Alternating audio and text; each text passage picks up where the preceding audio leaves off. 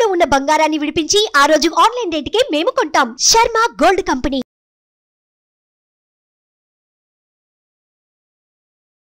నమస్తే, welcome to Suman TV. నేను మీ యామ్ని. ప్రస్తుతం మనతో ఉన్నారు ప్రముఖ ఆధ్యాత్మికవేత్త, ప్రముఖ జ్యోతిష వాస్తు పండితులు డాక్టర్ గుండపుడి శివసుదేష్ శర్మ గారు ఉన్నారు. గురుగారితో మాట్లాడి మనకున్న సందేహాన్ని అడిగి తెలుసుకుందాం. నమస్కారం గురుగారు. శ్రీమాత్రే నమః. శ్రీ గురుభ్యో నమః. గురుగారు, మనకి జూన్ 6వ తారీఖున పంచగ్రహ కూటమి ఉందంటున్నారండి. అంటే ఈ కూటమి వల్ల ఏమైనా ప్రమాదాలు కానీ ప్రళయాలు కానీ వచ్చే అవకాశం ఉందంటారా? ఇంతకు ముందు ఏమైనా జరిగిన విషయాలంటూ ఉన్నాయా? ఆదిత్యాయ చ సోమాయ మంగళాయ బుధాయ చ గురు శుక్ర శనిభ్యశ్చ రాహవే కేతవే నమః. మా జూన్ 6వ తారీఖు పంచగ్రహ కూటమి. పూర్వకాలంలో పంచగ్రహ కూటమి, షష్టగ్రహ కూటమి, సప్తగ్రహ కూటమి, అష్టగ్రహ కూటములు కూడా జరిగినాయి. అంటే 8 గ్రహాలు ఒకే స్థానంలో, 7 గ్రహాలు ఒకే స్థానంలో, 6 గ్రహాలు ఒకే స్థానంలో.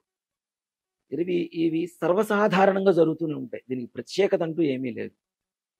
గ్రహ సంచారం ఏదైతే ఉంటుందో వాటిల్లో 10 ఏళ్లకోసారి, 12 ఏళ్లకోసారి, 5-6 ఏళ్లకోసారి అలా జరుగుతున్నాం. వీటిలో భయంకరంగా ఏమైనా ఆలోచించాలా? దీని గురించి మనకేమైనా నష్టాన్ని చేకూరుస్తుందా? దీనివల్ల ప్రపంచానికి ఏమైనా నష్టం ఉందా? ముఖ్యంగా మన భారతదేశానికి, మన తెలుగు రాష్ట్రాలకి ఇంకేమన్నా నష్టం వాటిల్లబోతుందా అంటే ఏ రకమైనటువంటి భయం వద్దు అని చెప్తారు.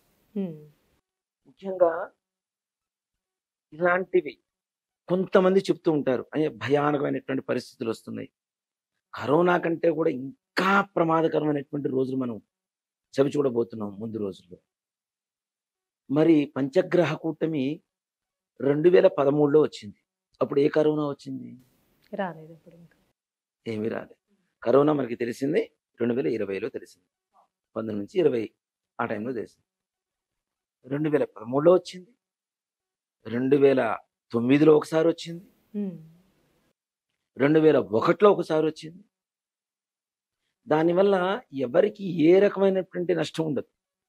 ఏదో ఆ గ్రహాలు ఏవైతే రాసులు కొన్ని కొన్ని ఉంటాయో, అష్టమ స్థానం కావచ్చు, ద్వాదశ స్థానం కావచ్చు, అట్లాంటి కొన్ని రాసులకు మాత్రమే చిన్న చిన్న ప్రమాదాలు, నష్టాల వాటిల్లతో ఏమో కానీ ప్రపంచం మునిగిపోయేంత అల్లకల్లోలమైనటువంటి కష్టాలు, నష్టాలు మాత్రం రావు.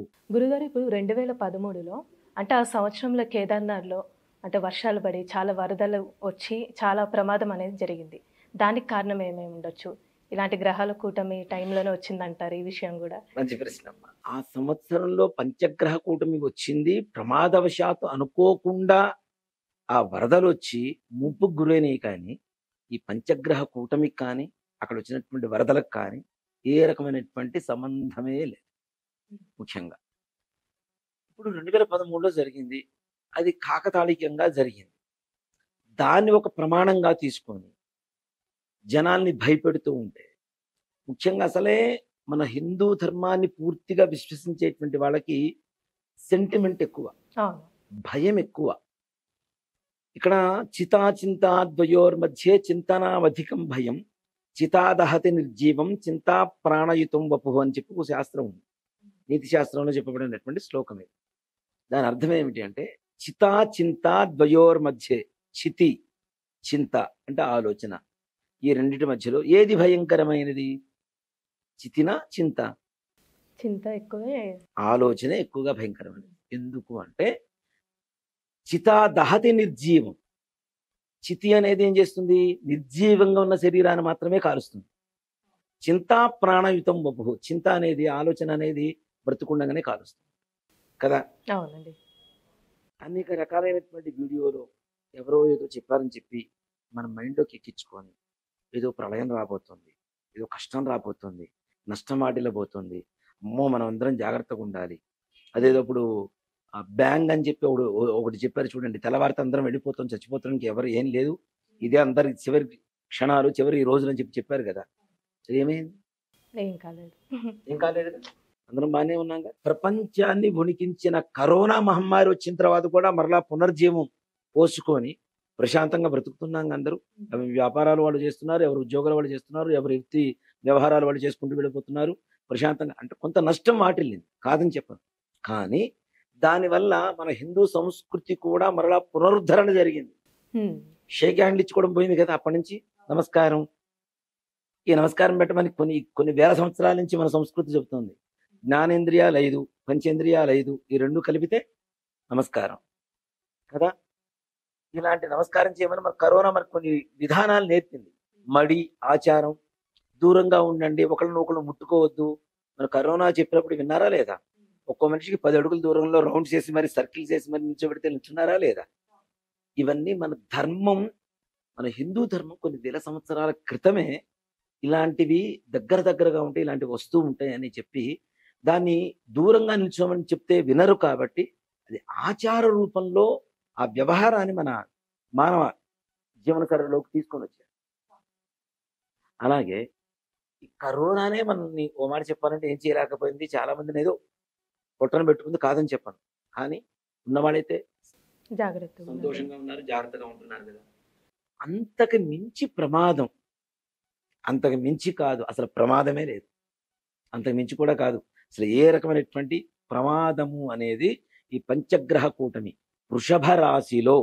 ఇప్పుడు ఇంకోటి కూడా ఏంటంటే 5వ తారీఖే వృషభ రాశిలోకి 5 గ్రహాలు వస్తున్నాయి. 6వ తారీఖు మనకు అమావాస్య అంటే భయం కదా.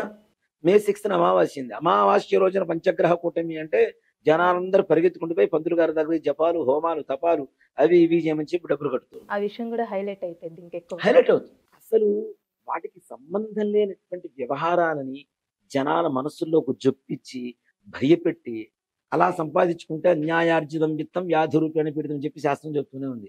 వ్యాధులు ఎలా వస్తాయి? అన్యాయంగా సంపాదిస్తూ ఉంటే ఆ సంపాదన అంతా వ్యాధులకు పెట్టేటువంటి మెడిసిన్స్ కి, టెస్ట్లకి, డాక్టర్లకే సరిపోతూ ఉంది కదా. ఇక్కడ ఉన్నది ఉన్నట్టుగా చెప్పాలి, లేనిది కూడా తీసుకొచ్చి భయభ్రాంతుల్ని గురి చేస్తూ భక్తులకి, జనాలకి అలా చెప్పడం అనేది కరెక్ట్ కాదు. ఈ పంచగ్రహ కూటమిలో వృషభ రాశిలో చంద్రుడు, రవి, బుధుడు, గురుడు, శుక్రుడు.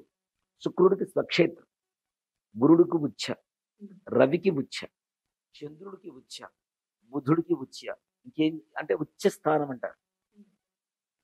శుక్రుడికి స్వక్షేత్రం అవుతుంది, మిగిలిన 4 గ్రహాలు ఉచ్చ స్థానం అవుతుంది. అవి నీచ గ్రహాలు కావు, నీచ స్థానము కాదు ఆ గ్రహాలకి. అలాంటప్పుడు అవి చెడు ఎట్లా ఇస్తాయి? చెడ్డవాడు కూడా మంచివాడు ఇంటికి పోతే మంచిగానే ప్రవర్తిస్తూ ఉంటాడు, అవునా? అలాంటిది ఒక ఉచ్చ స్థితిలోకి ఇన్ని గ్రహాలన్నీ కూడా ఒకటేసారి వస్తున్నాయి అంటే ఇది అదృష్టంగా భావించండి అని చెప్తాను. అంటే ఇంకా మిగతా ఏ రాశుల వారికి ఎఫెక్ట్ అనేది ఉంటుందంటారా? లేకపోతే నార్మల్ అది కూడా పెద్ద సమస్య ఏం కాదమ్మా. దైవతారాధనతో ఇలాంటి గ్రహ దోషాలన్నీ కూడా నివారణ చేసుకోవచ్చు. నిజంగా నేను చెప్తున్నాను. 5వ తారీఖు 6వ తారీఖు వస్తుంది. కొన్ని గ్రహాలు 14వ తారీఖు వరకు 4 గ్రహాలు ఉంటాయి, అదే స్థానంలో ఉంటాయి, వృషభ రాశిలోనే ఉంటాయి. 14వ తారీఖు నుంచి 3 గ్రహాలు ఉంటాయి. కొన్ని రోజుల తర్వాత 2 గ్రహాలు వస్తాయి. తర్వాత మళ్ళీ గురుడు ఒక్కడే ఉంటాడు, అవునా? ఇక్కడ దీనివల్ల ఏమవుతుంది? ఏ గ్రహాలు అయితే మారిపోతున్నాయో వాటి స్వభావం మారిపోతుంది. దీనివల్ల ముఖ్యంగా మనం ఏం చెబుతూ ఉంటామంటే జ్యోతిష్ శాస్త్రంలో గోచారవశాత్తు కావచ్చు, లేదంటే జాతకంలో మన పుట్టిన తేదీ ప్రకారం తీసుకునేటువంటి జాతకరీత్యా కావచ్చు, 8వ స్థానంలో కొన్ని గ్రహాలు ఉంటే చెడు చేస్తాయి అని చెప్పి ఆలోచన మన జ్యోతిష్ శాస్త్రం చెప్తుంది. తులారాశి వాళ్ళకి 8వ స్థానం అవుతుంది వృషభ రాశి ఒకటి. మిథున రాశి వాళ్ళకి 12వ స్థానం అవుతుంది. అలా కూడాను వాళ్ళకు కూడా పెద్ద నష్టం ఏం లేదు నిజంగా. అందుకనే ఓ మాట చెప్తాను, ఈ ఏదైతే పంచగ్రహ కూటమి, షష్టగ్రహ కూటములు ఇట్లాంటివి ఏవైతే ఉన్నాయో వాటి వల్ల ఏదైనా ప్రమాదం వస్తుంది అనుకుంటే దాన్ని ముందుగా నివారణ చేసుకోవడానికి కూడా మార్గాలు ఉన్నాయి. మనకి మార్గం అనేది ఉంది తప్పనిసరిగా. అందు కూడా ఏంటి, వైశాఖ మాసంలో వచ్చింది. వైశాఖ మాసంలో గొప్ప పండగ ఉంది, జూన్ 1వ తారీఖు. నిజంగా రాబోయే ప్రమాదానికి మనం ఎట్లయితే ఇప్పుడు ఏదైనా ఒక పని ఉంది, డబ్బు ఖర్చు ఉంటుంది, దానికి సంపాదన ఎట్లా దాచిపెట్టుకుంటాం, అలాగనే ప్రమాదం రాబోతుంది. కాబట్టి దాని ముందుగా ఏదైనా నివారణ కానీ, దైవ ధ్యానం కానీ, దేవుడి పూజ కానీ ఏదైనా చేసుకోవడం ద్వారా ఇలాంటివన్నీ కూడా నివారణ చేసుకోవచ్చు. అసలు నిజంగా మాట చెప్పాలి అంటే ఎవరికి ఏ రకమైనటువంటి కష్టం, నష్టం రాదు రాదు రాదు. అంటే నివారణ అన్నారండి, ఏ విధంగా చేసుకుంటే మంచిదంటారు? ఏం ఏ లేదు. దైవాన్ని ఆరాధిస్తే మంచిది ఆ రోజు? ఇక్కడ మనం ఏ దేవత సహస్రనామార్చనలో తీసుకున్నా వాటిల్లో ఎక్కువగా గ్రహాలన్నీ కూడా గ్రహ స్వరూపంగా చెప్పబడుతూ ఉంటుంది. దీంట్లో ముఖ్యంగా ఆంజనేయ స్వామి వారి సహస్రనామార్చన ఉంటుంది. హ్మ్. దాంట్లో సూర్యాయ నమః, చంద్రాయ నమః, కుజాయ నమః, సౌమ్యాయ నమః, గురవే నమః, రాహవే నమః, కేతవే నమః, శనీశ్వరాయ నమః, నవగ్రహాలు మొత్తం కూడాను ఆయన స్వరూపమనే చెప్తూ ఉన్నారు. హ్మ్. అట్లానే అష్టదిక్పాలకులు కూడా వస్తాయి ఆయన నామాన్ని. ఇంద్రాయ నమః, అగ్నేయ నమః, యమాయ నమః, నిరుతయ నమః, వరుణాయ నమః, వాయువే నమః, కుబేరాయ నమః, ఈశానాయ నమః. ఇవన్నీ కూడా ఆయన స్వరూపాలుగా చెప్తూ ఉన్నారు. అంతేకాకుండా రాహుగ్రహం కొన్ని విధాలుగా వరం ఇచ్చింది ఆంజనేయ స్వామి వారికి. శనీశ్వరుడు ఆంజనేయ స్వామి వారి పాదాల కింద ఉంటాడు అని చెప్పి అందరం నమ్ముతూ ఉంటాం. ఆయన శరణాగతి పొందితే శనీశ్వరుడు కూడా ఏం చేయడు అని చెప్పి. అలా నవగ్రహ అనుగ్రహం కలగాలి అంటే కూడాను చక్కగా ఏ రోజైతే 5, 6 తారీఖుల నుంచి 5వ తారీఖు నుంచి 14వ తారీఖు వరకు చక్కగా ఆంజనేయ స్వామి వారి దేవాలయానికి వెళ్ళి అక్కడ ఉండే నవగ్రహాలు ప్రదక్షిణం చేసి ఆంజనేయ స్వామి వారికి ఒక 5 ప్రదక్షిణాలు చేసుకొని సింధూరం అర్చన చేయించండి అమావాస్య రోజు. అమావాస్య రోజు. హ్మ్. అమావాస్య సింధూరార్చన చాలా విశేషంగా ఉంటుంది. సింధూరంతో ఆంజనేయ స్వామి వారికి అష్టోత్తరం పూజ చేస్తాం. ఆ సింధూరం తెచ్చుకొని రోజు కొట్టుకుంటాం. అది ఆవు నెయ్యిలోను, ఈ చెమేలి తైలని మన ఆయిల్ అమ్ముతుంటారు, లేదంటే నువ్వుల నూనెను కలుపుకొని ఆ స్వామివారి పాదాల దగ్గర పూజ చేసింది కాబట్టి అది తెచ్చుకొని చక్కగా బొట్టు పెట్టుకోండి. ఏ బాధ లేదు, దేని గురించి ఆలోచించొద్దు, అసలు ఏ రకమైనటువంటి కష్టం లేదు, నష్టం లేదు, రాబోయేటువంటి ఇవి ఏవి లేవు. నేను ముఖ్యంగా మనం పంచాంగ శ్రవణం చెప్పుకున్నాం, అవునా? ఇప్పుడు రాజకీయ నాయకుల్లో యుద్ధ వాతావరణాలు అప్పటికి ఆల్రెడీ రిజల్ట్స్ కూడా వచ్చేస్తున్నాయి కదా, 4వ తారీఖు వచ్చేస్తున్నాయి.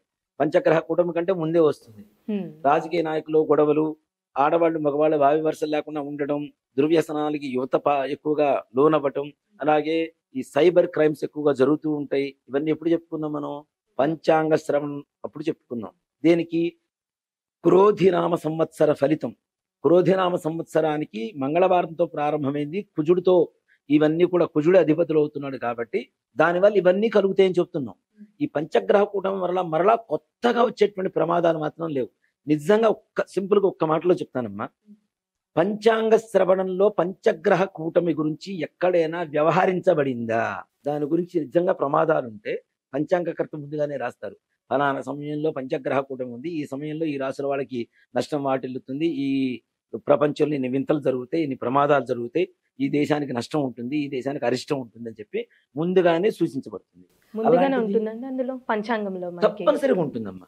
మరి అలాంటిది ఉగాది పంచాంగ శ్రవణంలో చెప్పని వాళ్ళందరూ కూడా ఇప్పుడు కొత్తగా కల్పించుకొని చెబుతున్నారు అంటే కేవలం అది కల్పితం, సృష్టి తప్పితే వేరేమైనా ఉందా? ఇది ఒక్కటి ఆలోచించండి. మీరు పంచాంగం ఇప్పుడు నేను చెప్పడం కాదు, పంచాంగం కొనుక్కొని చూడండి, దాంట్లో ఏమైనా విశేషంగా రాశారేమో, లేదు కదా. మరి ఏదో మరి నిజంగానే ఇలాంటిది ఏమైనా జరిగేది ఉంటే మరి ఆ రోజునే చెప్పాల్సింది, అవును కదా. ఉగాది రోజునే పంచాంగ శ్రవణ సంవత్సర ఫలితం అంతా చదువుతాం కదా, మరి అప్పుడే చెప్పాల్సింది కదా. అప్పుడు లేదు, కొత్తగా ఎందుకు వస్తుంది? జనాల్ని కేవలం భయభ్రాంతులకు గురి చేయాలి, ఏదో విధంగా ముందుకెళ్ళాలి, జనాల్లోకి వెళ్ళాలి అంటే నెగిటివ్గా వెళ్ళడం కాదు, ఉన్నది ఉన్నట్టుగా చెప్తే నిజంగా అంటే 1000 మందిని భయపెట్టేదానికంటే 10 మందిని దాంట్లోంచి ఆ భయంలోంచి బయటికి తీసుకొస్తే చాలు, అంతే కదా, నిజం చెప్పి. కాబట్టి ఏ రకమైనటువంటి భయపడాల్సిన అవసరం లేదు, చాలా ప్రశాంతంగా ఉంటుంది.